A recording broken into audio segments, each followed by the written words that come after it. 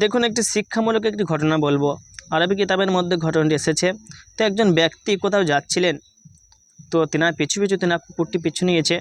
কুকুরটি পিছু পিছু যাচ্ছে, তো এই ব্যক্তি কুকুরটিকে বারে বারে খেদিয়ে দিচ্ছে। কুকুরটি ঘুরে ফিরে আবার ওই মনিবের পিছু পিছু যাচ্ছে। এরকমভাবে বেশ কয়েকবার খেদানোর পরে কুকুরটি শুনলো না, তো এই ব্যক্তি পিছু পিছু যাচ্ছে।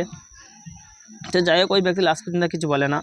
তো কিছু দূর যাওয়ার পরে মাঝ রাস্তায় যখন গেলেন ওই ব্যক্তি, তো কিছু গুন্ডারে ওই ব্যক্তিকে ধরার পরে সমস্ত সামান যা কিছু ছিল সমস্ত সামান কেড়ে নেয়, অনেক মারধর করে। তারপরে একটি গর্ত খোঁড়ে, ওই গুন্ডারগুলো একটা গর্ত খোঁড়ার পরে ওই ব্যক্তিকে চাপা দিয়ে দেয়, একবারে চাপা দিয়ে দেয়।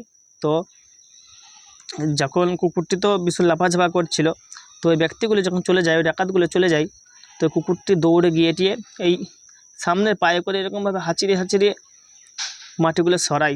তখন ওই ব্যক্তি এখন বেঁচে ছিল, ওই মনিবটা, যা নিঃশ্বাস পায় ওই ব্যক্তিটা। তারপরে লাস্ট পর্যন্ত ওই ব্যক্তিকে তোলা হয়, তোলার পরে ওই ব্যক্তি বেঁচে যায়। দেখুন, শিক্ষা হচ্ছে এটা যে দেখুন, একটা কুকুর তার মালিকের প্রতি কত মহব্বত, একটা কুকুর তার মালিকের কত মহব্বত করে, কত ভালোবাসে। সেই ব্যক্তি কুকুরটা উদ্ধার করলে, বাঁচালো। আজ আমরা সমাজে দেখতে পাই সন্তান, যে মা বাপ 10 মাস 10 দিন গর্ভে ধরে, যে মা 10 মাস 10 দিন গর্ভে ধারণ করে, সেই মাকেই সন্তান দেখতে পারে না, মায়ের ওপর রহম করে না, মাকে মহব্বত করে না, ভালোবাসে না।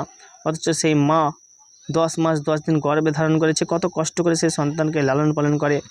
আজ সমাজে দেখতে পাওয়া যায় ভাইয়ের সাথে মিল নেই, ভাইয়ের প্রতি ভাইয়ের দয়া হয় না। ভাইকে যদি কেউ মারে, বিনা দোষে মারে, তাও তার অপর ভাইয়ের যদি ঝামেলা থাকে সে কথা বলে না, এরকম দেখা যায় সমাজে। দেখুন, আমাদের বুঝতে হবে, সকলকে মিলে জুলে থাকতে হবে। নবীজি সাল্লাল্লাহু আলাইহি সাল্লাম বিদায় ভাষণের সময় বলে গেছেন, তোমরা সকলে মিলে জুলে থাকবে, তো মিলে জুলে থাকো, তোমাদের কেউ ক্ষতি করতে পারবে না। আল্লাহ রাব্বুল আলামিন আমাদের সকলকে মিলে জুলে থাকার তৌফিক দান করুন। সকলে বলি আল্লাহুম্মা আমিন।